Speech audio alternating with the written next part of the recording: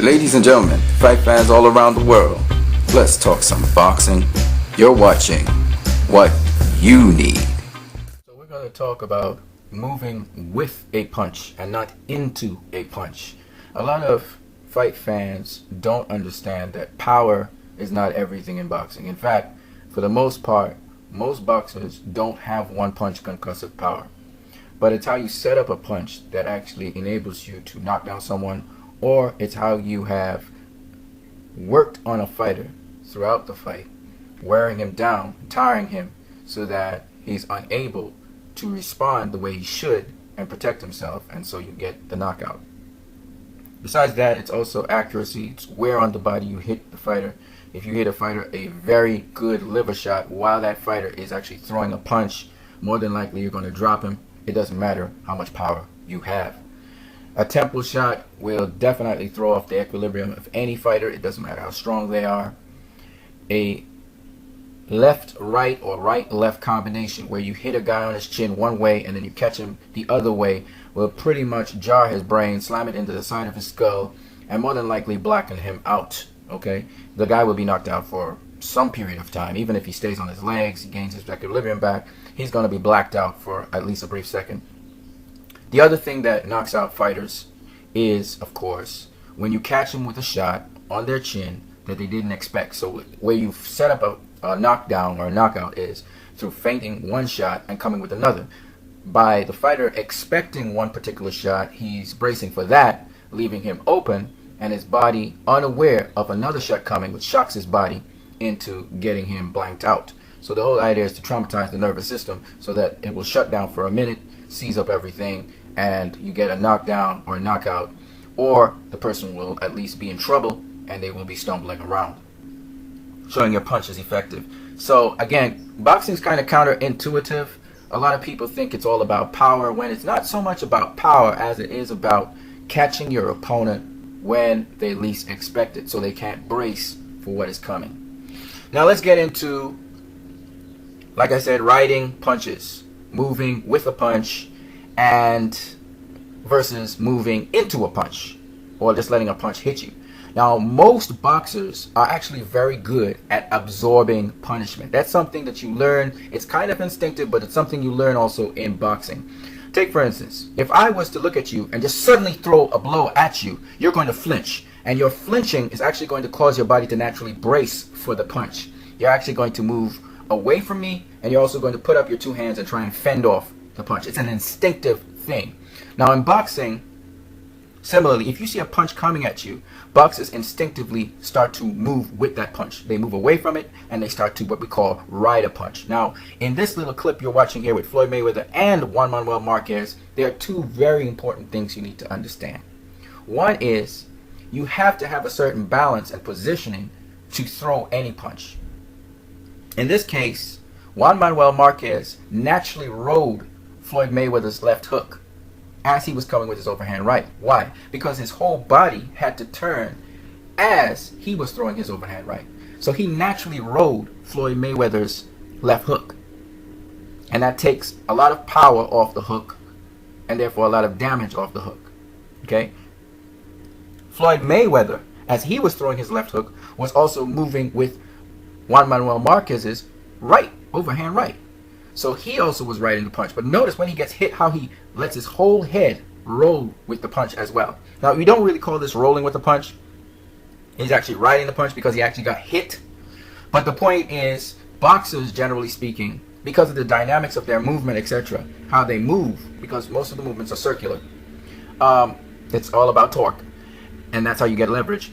But because they move with punches, it allows for them to actually take a lot of steam off the punch, and we call that absorbing punches. All right, whether it's a body shot and you move with the punch, moving inward and backward and bending your body inside into itself because your muscles have tightened to absorb the punishment of a punch, you move with the punch. So both boxers in this case actually moved with the punch, or they rode the punch. It's called riding punches you're watching here. This is not rolling punches per se, even though it's a rolling action. They're actually riding the punch, both of them. Now you have to understand something here with boxing. A lot of times people say, oh, this guy, you know, he's so pretty, he's so good. Let me tell you something. both boxers here, if they were not in good shape, meaning if they hadn't been doing neck exercises and training their necks as well as sparring and getting hit in sparring, if they had got caught with either of them, if they had been caught with those punches that you just saw them both get caught with, they both would have hit the deck. Okay? I don't know if they would have got knocked out, but they both would have been hit the deck. The reason being, there's a lot of training that went into being able to ride those punches once you got hit. And it's not just the action of riding it, it's the action of getting hit. And also the action of training your neck muscles to be able to not jar way out of place, but roll with a punch. So both guys, they've trained their neck muscles and their neck exercises. You can go check out those exercises on JTVanV. You can check it out on Eric Bradley's Master Boxing, Cary Williams channel, Fran Sands channel, Moreno Boxing channel. These are channels which will show you how to strengthen your neck muscles, and also it will show you how to ride a punch. It's not the ultimate thing you need to know, but it's a plan B if plan A goes wrong and you are getting hit. Okay, so it is part of your defense. Okay, now a lot of people say, well, certain fighters, man, they are great defensive fighters because they were able to ride punches. Let me just say this: a great defensive fighter does not ride punches for a living. The whole point behind defense is not to get hit.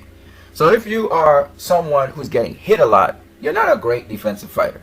Okay, you may be riding punches, but you're not a great defensive fighter. You're not even a good defensive fighter, because defensive fighters use a multitude of different skill sets to ensure that they don't get hit by punches. Now when I say don't get hit, I'm talking about they don't get hit in their torso, in their actual body or head. Okay? They don't get hit with liver shots. They don't get hit with spleen shots. They don't get hit down the center. They may get hit on their arms and their shoulders and their elbows, but they don't get hit in the major target spots on their body, the temple, the chin, the side of their head. They don't get hit there. Okay? Very often. So when we talk about great defensive fighters, when we're talking great defensive fighters, we're not talking about good defensive fighters. We're not talking about underrated defensive fighters. We're talking about great defensive fighters. We're talking about guys who do not, as a law, get hit with punches regularly. Okay? So therefore, just for the record, Roberto Duran is not a great defensive fighter. And Julio Cesar Chavez is not a great defensive fighter. Okay? They are underrated defensive fighters, I give you that. But they're not great defensive fighters. Okay? That is being sacrilegious when you put these guys in the same category of guys like Sugar Ray Leonard, Pernell Whitaker, Willie Pep.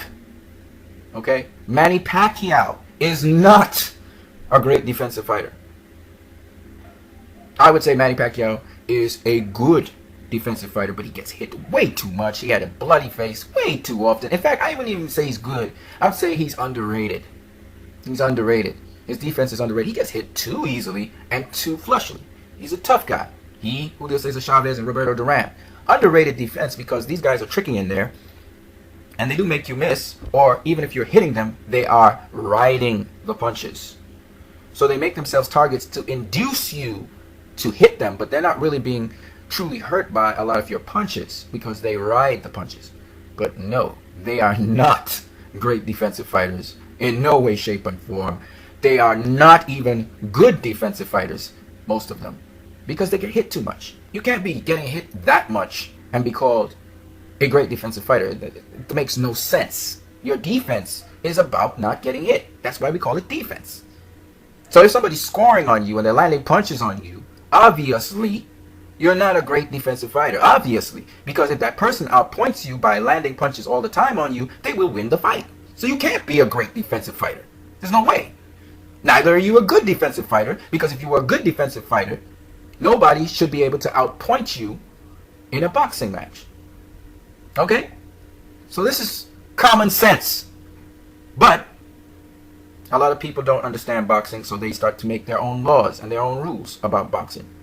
And by the way, this is not my opinion. This is the opinion of people in boxing. Okay? People who have done boxing. This is not my opinion. I'm just breaking it down for you guys. Let's go on.